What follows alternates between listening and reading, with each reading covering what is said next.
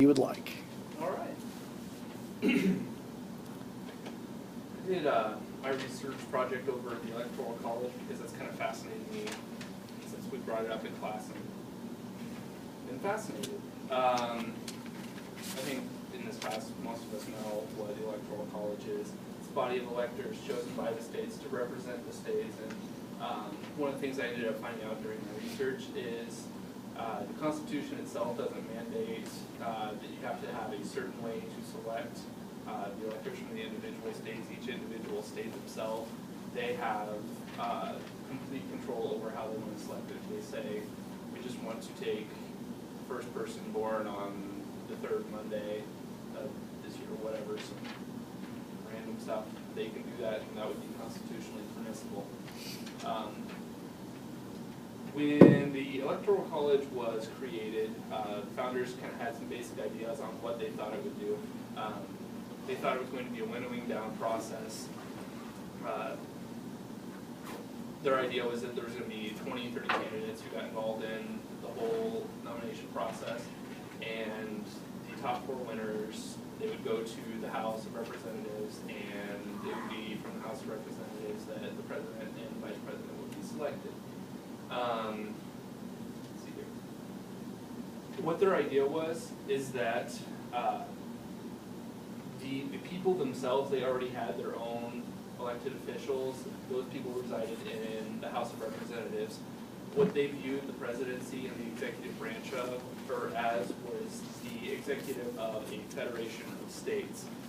So they really wanted to kind of keep that elite level in the presidency set up, but to have it verified through the House and have the House determine it.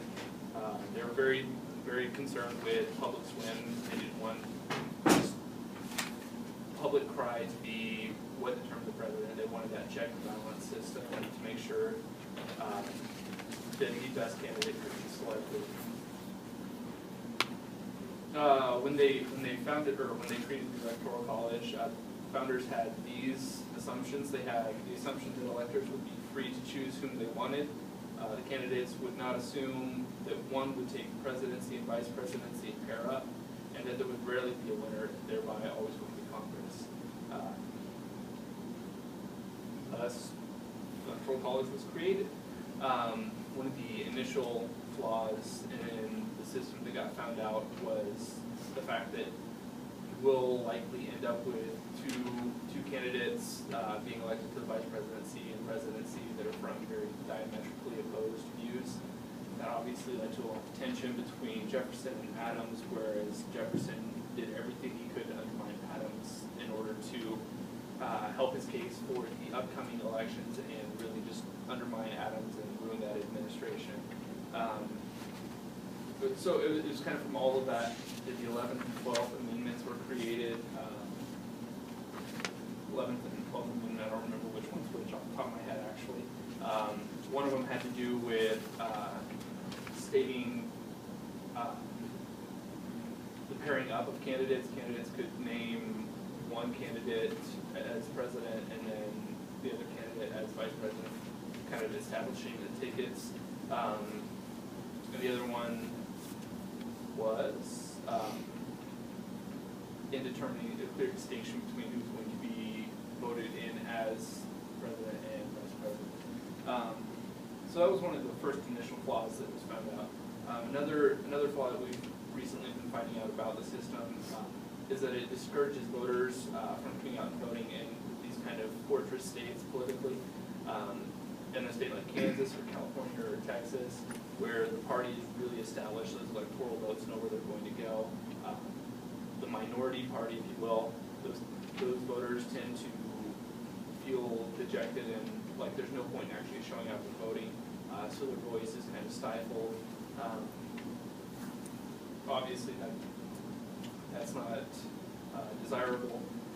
It makes the representativeness of that state's people's will less so and kind of skews the real wishes and intentions of the public.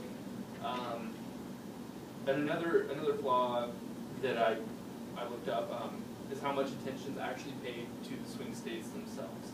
I looked up the ratio or the amount of money that campaigns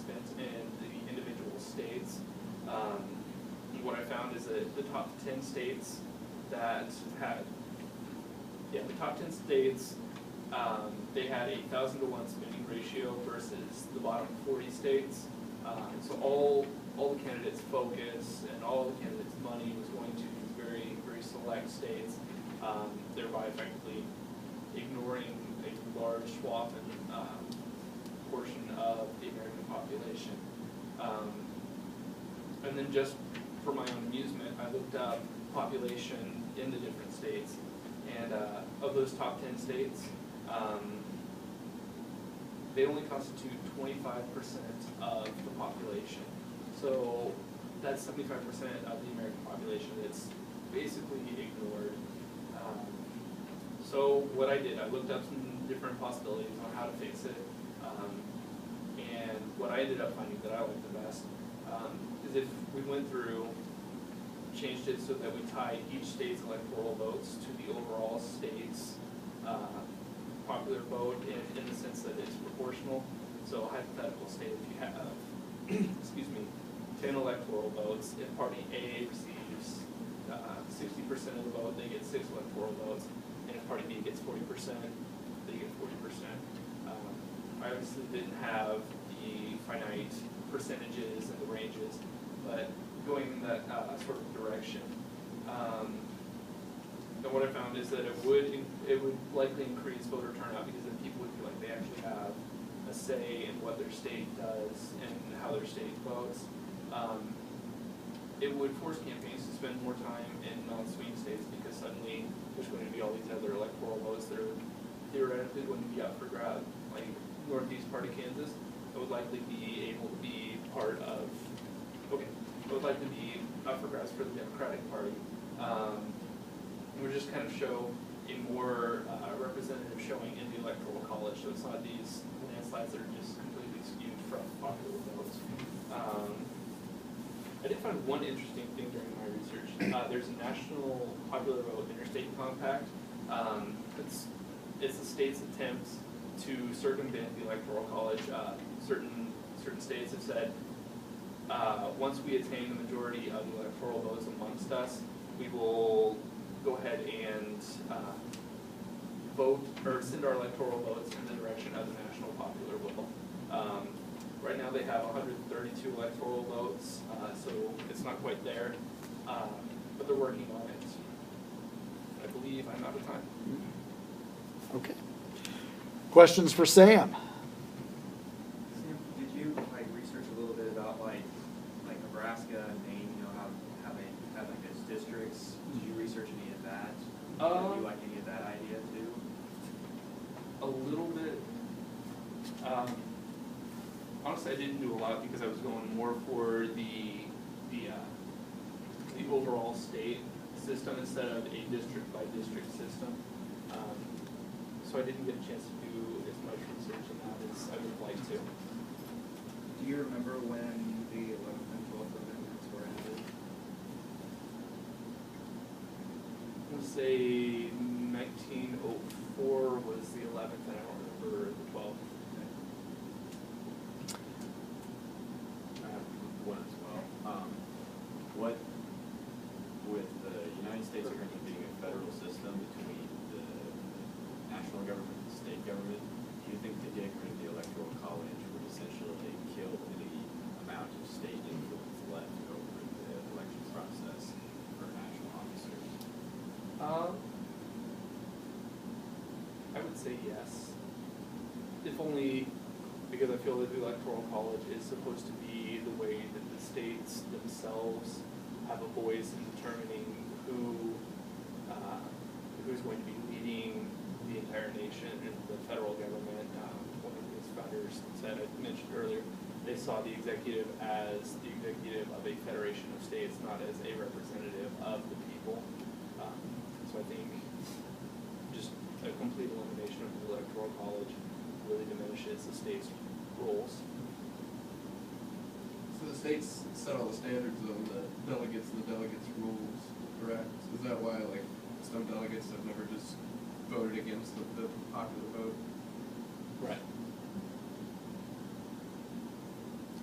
Right. Have you taken your model and, of course, with voting data that we have available, you can actually apply that to elections.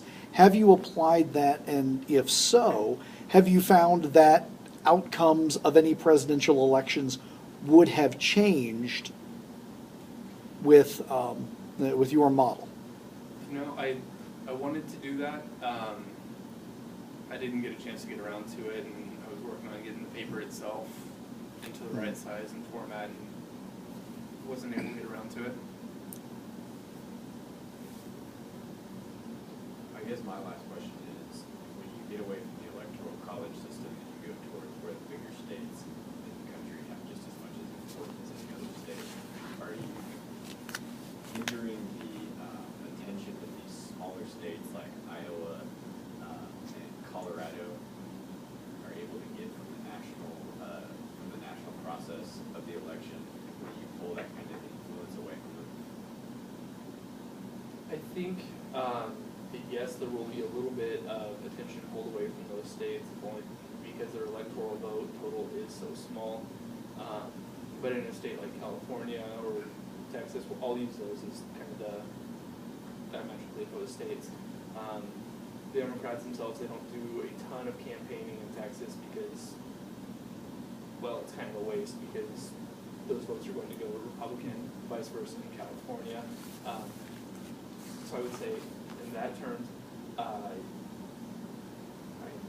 speaking in yes, but it brings the attention to a larger population instead of that neglect.